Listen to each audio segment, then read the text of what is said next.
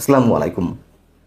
গত ৯.৫ মাসে আওয়ামী লীগের নেতৃত্বের কোনো পর্যায় থেকে আত্মোপলব্ধির মিনিমাম কোনো বহিঃপ্রকাশ আমাদের সামনে আসেনি। বরং আওয়ামী লীগের হঠকারী সিদ্ধান্তে দলের নেতাকর্মীরাই প্রচণ্ড ধাক্কার মুখে ভয়ঙ্করভাবে হতাশ। যার সবশেষ উদাহরণ হচ্ছে ওবায়দুল কাদের। এই লোকটিকে এদেশের মানুষ দীর্ঘদিন মনে রাখবে নানান কারণে। তার অতিকথন, তার ভাড়ামিপূর্ণ আচরণ। আওয়ামী লীগের মতন একটা প্রাচীন দলের যিনি তিনবারের সাধারণ সম্পাদক, এই ব্যক্তির কি এমন যোগ্যতা ছিল তিনবারের জন্য সাধারণ সম্পাদক হওয়ার? একমাত্র যোগ্যতা তৈলমর্দন, এবং শেখ হাসিনা সেটি পছন্দ করতেন। এটি অনেকের কাছে অপ্রিয় লাগতে পারে, বাস্তবতা হচ্ছে সেটাই। এই ব্যক্তির কারণেই তো আওয়ামী লীগের যে ভয়ঙ্কর পতন, তার অনেকাংশে দায়ী এই মানুষটি। তাকে কোথাও খুঁজে পাওয়া যাচ্ছিল না। আওয়ামী লীগ সরকারের পতনের 2 দিন আগে থেকেই তো তিনি গায়েব হয়ে গেলেন, এবং তিনি যে একটা উত্তেজনাপূর্ণ মন্তব্য করলেন, আপত্তিজনক, যে ছাত্রলীগই যথেষ্ট কোটা বিরোধী আন্দোলন বা বৈষম্য বিরোধী আন্দোলন দমনের জন্য। যখন তিনি তুমুল সমালোচনার মুখে পড়লেন, তখন থেকে তো তিনি গায়েব। সেই ব্যক্তিকে আবার কেন আওয়ামী লীগের নেতৃত্বে আনা হলো? আপনারা নিশ্চয়ই অনেকে খেয়াল করেছেন, আওয়ামী লীগের অফিসিয়াল যে ফেসবুক পেজ, সেই পেজে তাকে সাধারণ সম্পাদক হিসেবে উল্লেখ করে তার নামে একটি বিবৃতি এসেছে। অনেকেই আচমকা এটি গ্রহণ করতে পারলেন না। অনেকেই অবাক হয়ে গেলেন, বিস্মিত হলেন। যেই ওবায়দুল কাদের কোটা বিরোধী বা বৈষম্য বিরোধী আন্দোলন দমনের জন্য সাবেক ছাত্রলীগের নেতাকর্মীদের সমন্বয়ে একটি বৈঠক ডাকলেন, সেই বৈঠকে তিনি তোপের মুখে পড়লেন। তার কারণ, দলটাকে তো একেবারে শেষ পর্যায়ে নিয়ে গিয়েছিলেন এবং শেষ করেছেন। আওয়ামী লীগের অসংখ্য ত্যাগী নেতা কর্মী তার কারণে বঞ্চিত হয়েছিলেন।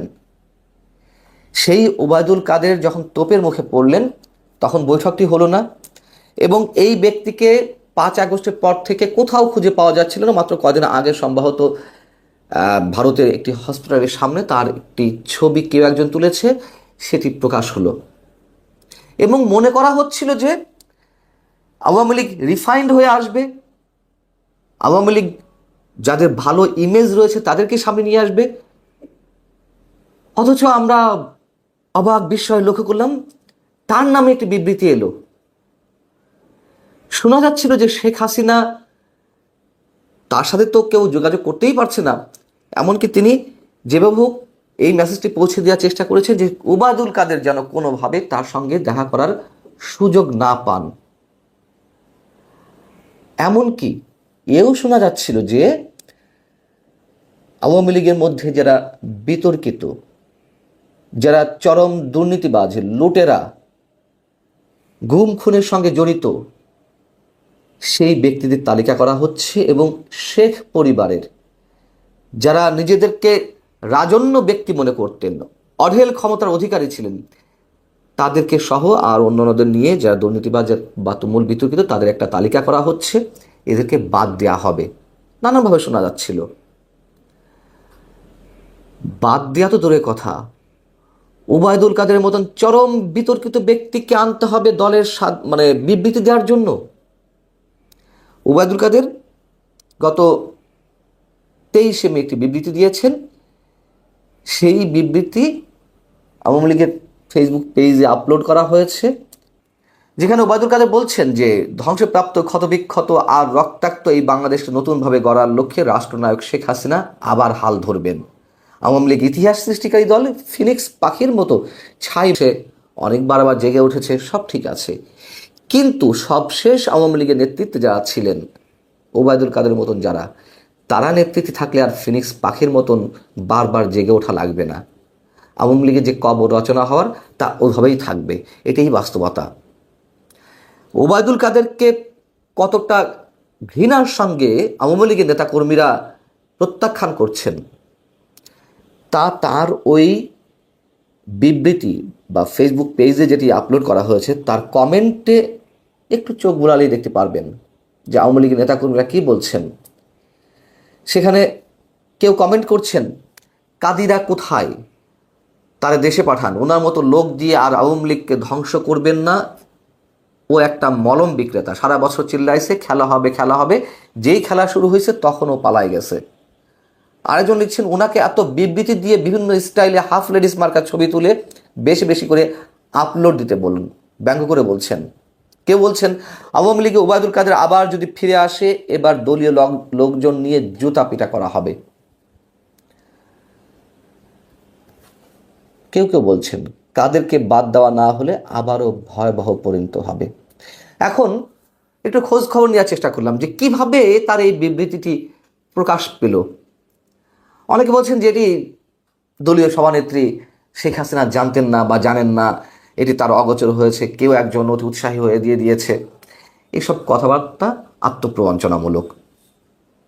আওয়ামী লীগের ফেসবুক পেজে কেউ একজন এটি আপলোড করে দেবে যারা অ্যাডমিনের দায়িত্বে আছেন, আর এটি শেখ হাসিনার চোখে পড়বে না, তিনি খুব সুন্দরভাবে দেখে যাবেন, এটা মনে করার কোনো কারণ নেই।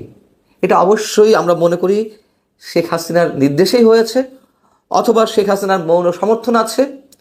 শেখ হাসিনা তাকে নিয়ে আপাতত কোনো মূল্যায়ন করলাম না, কিন্তু ওবায়দুল কাদের মতন তুমুল বিতর্কিত দুর্নীতিবাজ, তাকে তো অনেকে কার্টুন বলে, এই ধরনের লোককে যদি আবার দলের নেতৃত্বে নিয়ে আসা হয়, তিনি তো আওয়ামী লীগ সরকারের পতন ঘটিয়েছেন, দলটাকেও শেষ করেছেন, সেই ব্যক্তিকে আবার শেখ হাসিনা কী কারণে আনতে চান লাইমলাইটে?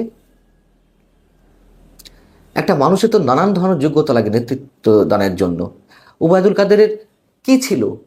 মানুষ কিছু থাক আর না থাক, অন্তত কথাবার্তায় স্মার্টনেসের মধ্য দিয়ে অনেককে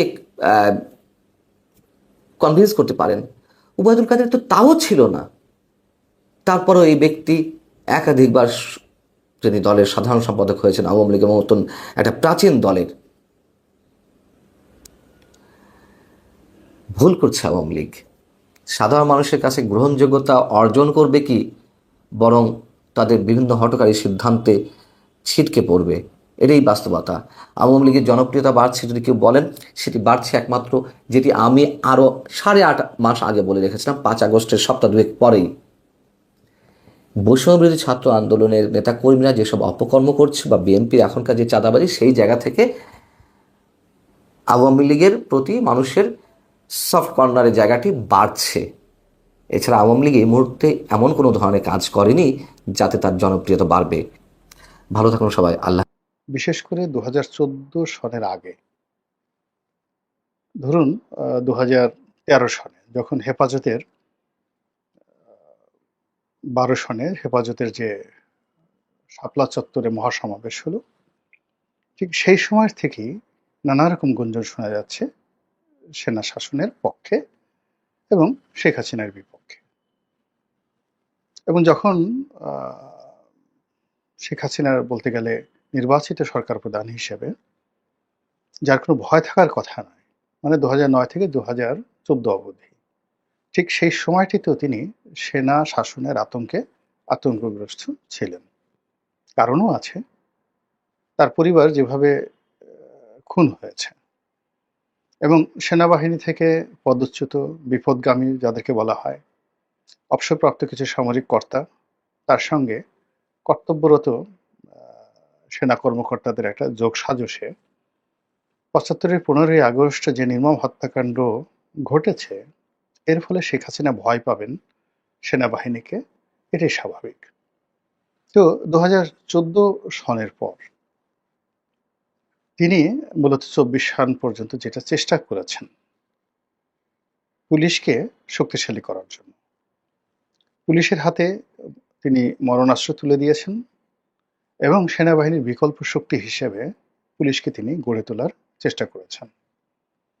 এর ফলে কি হলো, সেনাবাহিনীর একেবারে অধস্তন কর্মকর্তা থেকে শুরু করে শীর্ষ পর্যায়ের কর্মকর্তা, হাতে গোনা কিছু কর্মকর্তা যারা একেবারে ক্ষয়ের কাজ ছিলেন, শেখ হাসিনার জামানতে যাদের আঙ্গুল ফুলে বটগাছ হয়ে গেছিল, তারা ছাড়া প্রায় সবাই অসন্তুষ্ট ছিলেন। এর বাইরে বিডিআরের যে পিলখানা হত্যাকাণ্ড, এটি সেনা কর্মকর্তাদের মনে এক ধরনের বিষক্রিয়া তৈরি করেছে, এখন অব্যাহত আছে এবং সবাই সেনাবাহিনীর যারা কর্মকর্তা তাদের একটা বিরাট অংশ মনে করতেন যে শেখ হাসিনা সরকার এবং ভারত যৌথভাবে এই কাজটি করেছে, মূলত বাংলাদেশের সেনাবাহিনীর উপর প্রতিশোধ নেওয়ার জন্য। বিজিবির যেটা এখন রয়েছে, যেটা আগে বিডিআর ছিল, সেই বিডিআরকে ধ্বংস করার জন্য, এবং সর্বোপরি ভারতের একটি করদ রাষ্ট্র হিসেবে বাংলাদেশকে গড়ে তোলার জন্য, সিকিম বানানোর জন্য, হায়দ্রাবাদ বানানোর জন্য একজন লেন্দুব দর্জি হিসেবে আওয়ামী লীগকে যেভাবে মানুষ দায়ী করছিল এবং যেভাবে সন্দেহের চোখে দেখছিল, এটা সত্য মিথ্যা এখন আমরা অনেকটা বুঝতে পারছি। তো সেক্ষেত্রে শেখ হাসিনার বিকল্প হিসেবে মানুষ সবসময় সেনা শাসনকে কল্পনা করত। 2014 পরে শেখ হাসিনার ক্ষমতা বাড়তে থাকে এবং এটি বাড়তে বাড়তে একেবারে এমন পর্যায়ে চলে যায় যে 2022-23 সনে শেখ হাসিনাকে স্পর্শ করবে এরকম লোক আমাদের দেশে ছিল না। এমনকি ইউরোপ আমেরিকাও তার মেজাজ মর্জি বুঝে চলাফেরা করত। তার একক কর্তৃত্ব, তার ক্ষমতা তাকে অনেকটা লৌহ মানবী থেকে আরো ঊর্ধ্বস্তরে নিয়ে অনেকটা হীরক মানবী হিসেবে তাকে প্রতিষ্ঠিত করে ফেলেছিল। ঠিক ওই সময়টিতে সেনাবাহিনীর মধ্যে কি হয়েছিল আমরা জানি না, কিন্তু আমরা বাইরে থেকে যেটা শুনতাম যে তিনি সেনাবাহিনীকে অলস বানাচ্ছেন, সেনাবাহিনীকে বিলাসী বানাচ্ছেন, সেনাবাহিনীকে ব্যবসায়ী বানাচ্ছেন, এবং সেনাবাহিনীর হাতে যে অস্ত্র রয়েছে সেই অস্ত্রের, ব্যক্তিগত অস্ত্র ছাড়া যে অস্ত্রগুলো রয়েছে সেগুলোর যে গান পিন রয়েছে, যেগুলো দিয়ে মূলত গুলি ছোড়া হয়, এবং গুলিতে মানে ধরুন আপনার গান পিন, যারা অস্ত্র সম্পর্কে জানেন তাদেরকে বলছি সংক্ষেপে, সেটি হলো যে প্রত্যেকটা অস্ত্রের একটা করে পিন থাকে। মূলত যখন ট্রিগারে চাপ দেওয়া হয় তখন ওই পিনটা যখন গুলির উপর আঘাত করে অমনি ওই গুলিতে আগুন ধরে যায় এবং সেটি প্রবল বেগে ছুটতে থাকে লক্ষ্যবস্তুর দিকে। তো এই অস্ত্রের, যে কোনো অস্ত্রের যদি সেই গান পিন খুলে নেওয়া হয় তাহলে ওটার আর কোনো কার্যকারিতা থাকে না।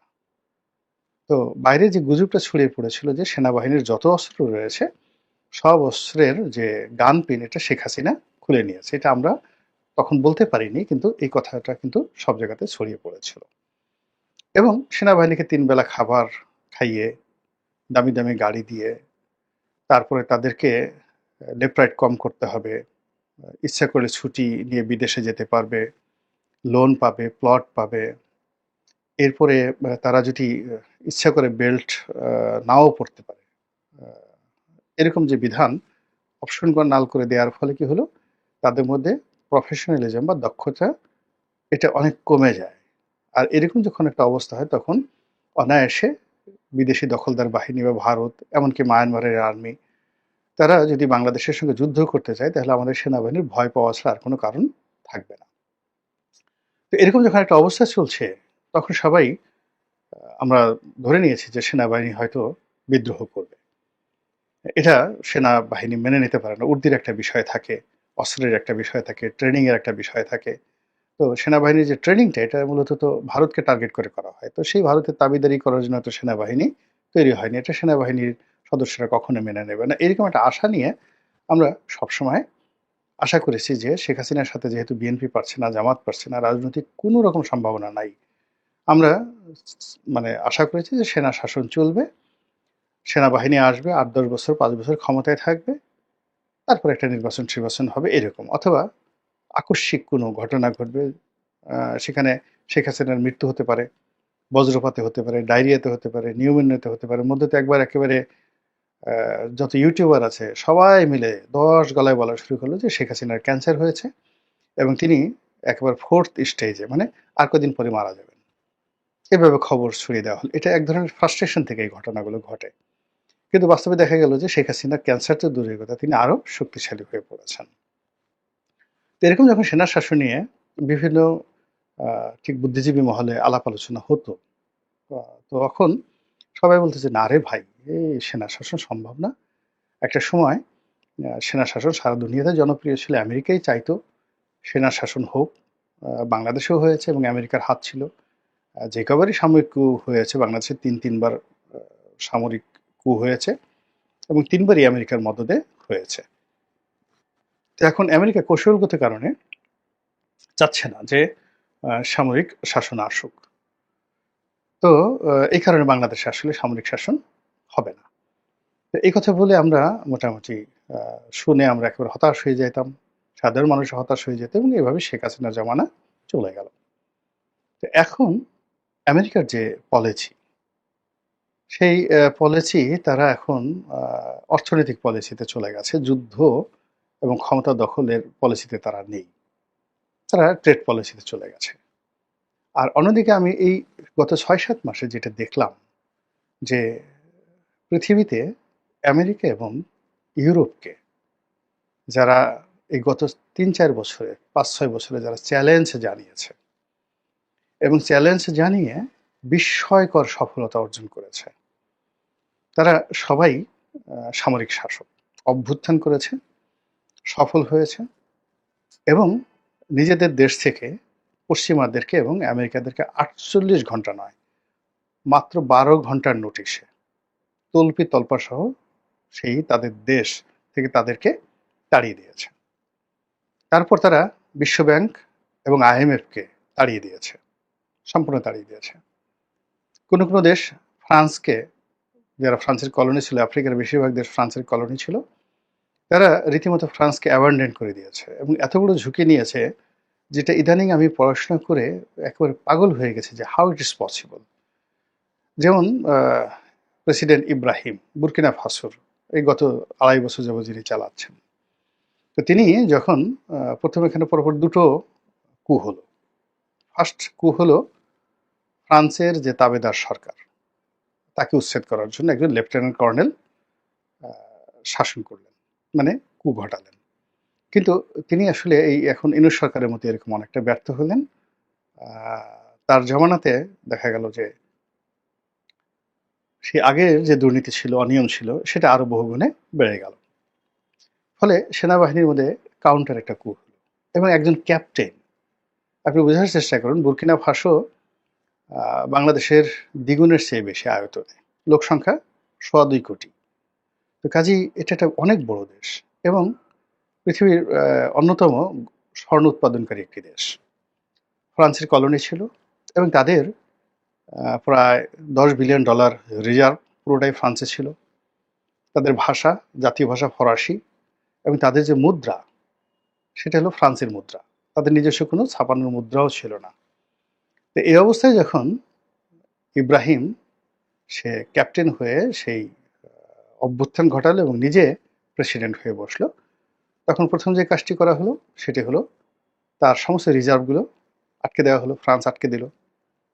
সমস্ত মুদ্রা বন্ধ করে দেওয়া হলো এবং তাদের দেশের যত বিনিয়োগ, গোল্ড মাইন থেকে শুরু করে বড় বড় শিল্প কলকারখানা সব ফ্রান্সের দখলে এবং সব জায়গায় তারা এমবার্গো দিয়ে বসলো এবং একই সঙ্গে IMF এবং বিশ্বব্যাংক তারা এখানে নিষেধাজ্ঞা জারি করল। উনি হাইয়েস্ট 90 ডেজ কোনো কিছু করলেন না, চুপচাপ থাকলেন। তিনি শুধু জনপ্রিয়তা অর্জন করলেন, বাড়ি বাড়ি গেলেন, ডোর টু ডোর গেলেন এবং অভ্যন্তরীণ তার যে সম্পদ আছে, টাকা, মুদ্রা, এইগুলো নিয়ে যেন জনগণ সন্তুষ্ট থাকে, এই 90 ডেজ বসে তিনি এই চিন্তা করলেন। কোনো বিনিয়োগ দরকার নেই, কোনো কিছু দরকার নেই, শুধুমাত্র তার যে লোকাল যে প্রোডাক্ট আছে সেই প্রোডাক্টের উপর যেন তিনি দেশ চালাতে পারেন। এবং ৩ মাসের পরে তিনি যে গোল্ড কারেন্সি, মানে নিজস্ব স্বর্ণমুদ্রা চালু করলেন এবং অভিনব স্বর্ণমুদ্রা। এবং সেই স্বর্ণমুদ্রা মানে কারো যদি 10 লাখ টাকা ব্যাংকে থাকে, সেই 10 লাখ টাকা সমপরিমাণ স্বর্ণ তার অ্যাকাউন্টে তিনি জমা করে ফেললেন। কিভাবে করলেন? যে ওই যে যত গোল্ড কোম্পানিগুলো আছে তিনি সব ন্যাশনালাইজ করে ফেললেন এবং ওদেরকে 10 ঘন্টার নোটিশে দেশ থেকে তাড়িয়ে দিলেন। সবাই বলল যে এরা তো আক্রমণ চালাতে পারে। তিনি বললেন যে দেখো, আমাদের এই দেশটা একটা ল্যান্ডলক, অন্তত 5টি আফ্রিকান দেশ ক্রস করে আমাদের দেশে সৈন্য পাঠাতে হবে অথবা আমাদের দেশে বোমা নিক্ষেপ করতে হবে, যেটি একেবারে অসম্ভব। ফ্রান্স এটা পারবে না, কোনো দেশে এটা পারবে না।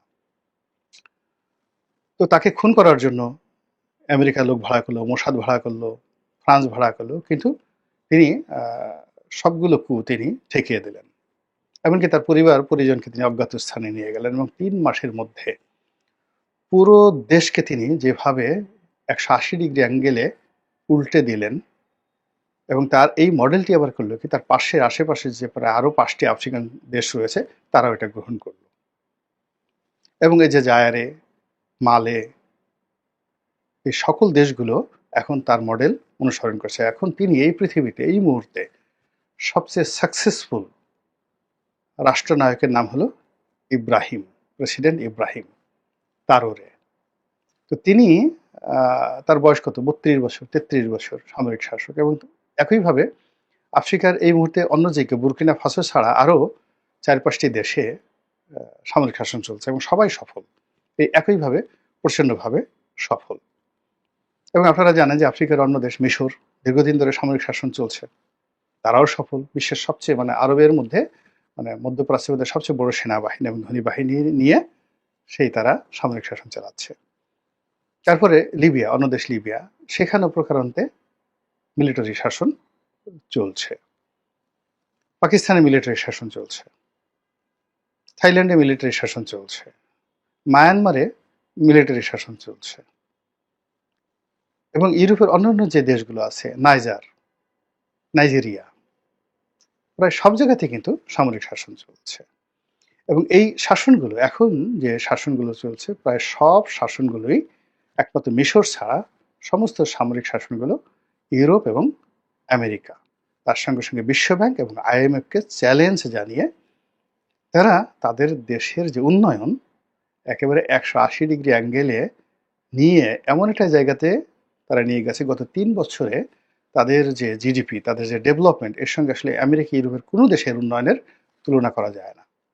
এবং এ সকল রাষ্ট্রকে রক্ষা করার জন্য রাশিয়া এবং চীন যেভাবে এগিয়ে এসেছে, অকল্পনীয়। আপনি চিন্তা করেন, 32 বছর প্রেসিডেন্ট ইব্রাহিমকে আলাদা প্লেনে করে এনে রাশিয়ার প্রেসিডেন্ট ভ্লাদিমির পুতিন তিনি নিজে তার সঙ্গে সেলফি তুলেছেন। নেটে গিয়ে দেখেন, সেগুলো সব ভাইরাল। এবং এই প্রথম দেখলাম যে ইব্রাহিমের যে উচ্চতা পুতিনের চেয়ে অন্তত 2 ফিট বেশি, 1.5 ফিট বেশি। তো পুতিন আবেগে ইব্রাহিমকে তিনি বুকে জড়িয়ে ধরলেন এবং বুকে জড়িয়ে ধরতে গিয়ে ইব্রাহিমের বুকে পুতিনের মুখ। এইরকম পুতিন কাউকে কোলাকুলি করেছেন এই যাবৎকালে, ইব্রাহিম ছাড়া আমি এই পুতিনের রাজনৈতিক জীবনে কখনো দেখিনি। তো এইরকম ঘটনা ঘটছে কিন্তু আফ্রিকাতে। তো আফ্রিকার যে এই যে ঘটনা, তার সঙ্গে সঙ্গে আরেকটি ঘটনা না বললেই নয়, সেটি হলো রুয়ান্ডাতে পল কাগামে। তিনি মূলত একজন গেরিলা যোদ্ধা এবং রুয়ান্ডাতে আমাদের সেনাবাহিনীর অনেক সদস্য দায়িত্ব পালন করেছেন। আমি যা বলছি এটা তাদের মুখস্থ, এবং তারা আমি যা বলছি তার চেয়ে 1000 গুণ তারা বেশি ভালো জানেন। সেই রুয়ান্ডা এখন পৃথিবীর জন্য role model in terms of democracy, in terms of সুশাসন, গণতন্ত্র, সুশাসন এবং ন্যায় বিচার। এবং এই যে কাজটি করছেন, তিনি একজন সামরিক জেনারেল, পল কাগামে। এবং তিনিও ইউরোপ আমেরিকাকে চ্যালেঞ্জ জানিয়ে সেখানে প্রথমে সামরিক শাসন এবং সেখান থেকে গণতান্ত্রিকভাবে একটি দেশের নির্বাচিত প্রেসিডেন্ট। জনগণ তাকে, জিয়াউর রহমান সাহেবকে যেভাবে ভালোবেসে মানুষ ভোট দিয়েছিল, তাকেও ঠিক সেইভাবে ভোট দিয়ে এখন আপনি রুয়ান্ডার যে স্ট্যাটিস্টিক্স যদি দেখেন, মাথা খারাপ করার মতো। রাস্তাঘাট যদি দেখেন, খারাপ করার মতো, মাথা খারাপ করার মতো সবকিছু ঘটছে। আরেকটি দেশ আমরা যেটিকে বলি উগান্ডা, ইদি আমিনের দেশ। তো 1980-র দশক থেকে, তো অলমোস্ট প্রায় 40 বছর হলো না, 40-45 বছর, যিনি এই দেশটি শাসন করছেন সেটি হলো মুসেভিনি। তো তিনি একজন সামরিক শাসক, সামরিক জেনারেল। 40 বছর, 45 বছর